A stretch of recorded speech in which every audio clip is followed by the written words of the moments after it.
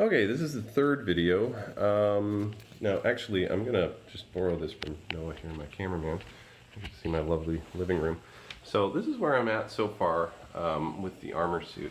And what I'm going to be making is, I guess, side panels similar to this. So the way that these are tied together is there's 3 sets of evenly spaced holes. So I'm just going to illustrate how you can make sure that all of your pieces kind of fit the same. And this is the nice thing about it is if you use the methods I'm showing you, you can actually produce this really quickly and very consistently.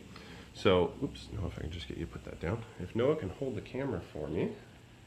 You got that? Okay. So, what I've done is that panel uses 5 of those pieces that I've pre-made. All you have to do is take your first piece and measure out where you're going to align the holes. Now, because this is paper and foam, you never want to be too close to the edge, so usually I always kind of make a little shadow line at about ½ an inch. 1, 2, 3, 4, make sure this is... So ½ an inch from the outer edge. But if you want to be on the safe side, you can go in a little bit further than that, say 5/8 to 3/4 of an inch. Okay, and what I will usually do is the same thing from the bottom edge. So here's my 1 point.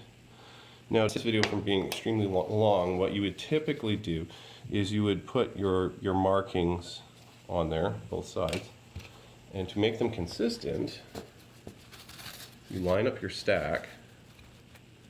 And I have a block of wood because, again, I don't want to use necessarily the cutting mat because not everybody will have a cutting mat, but I'm sure everybody can scrounge up a piece of wood or a cutting board. Actually, that would be another good one. If you just used something that you cut vegetables on, that would work fine too. And this is where your long pin comes in. You just keep it relatively straight and you just push it through the stack until you hit bottom. You might have to wiggle it as you're pushing it through, but if everything's square, you now have an aligned stack. And when I pull that out, all of my holes will be in the exact same location.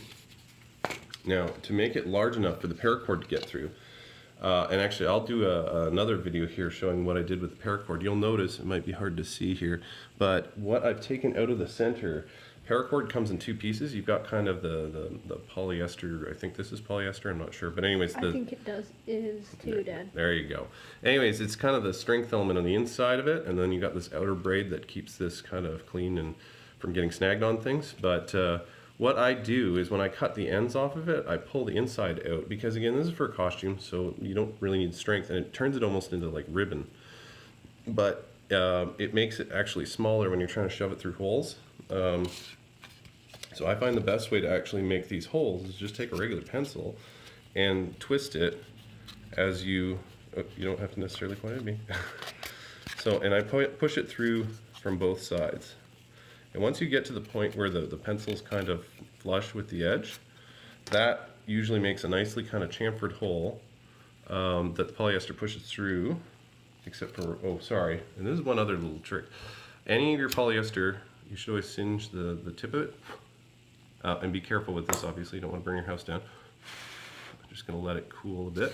Yeah, and don't put your face too close to it because you might burn yourself. Exactly, no, a good tip.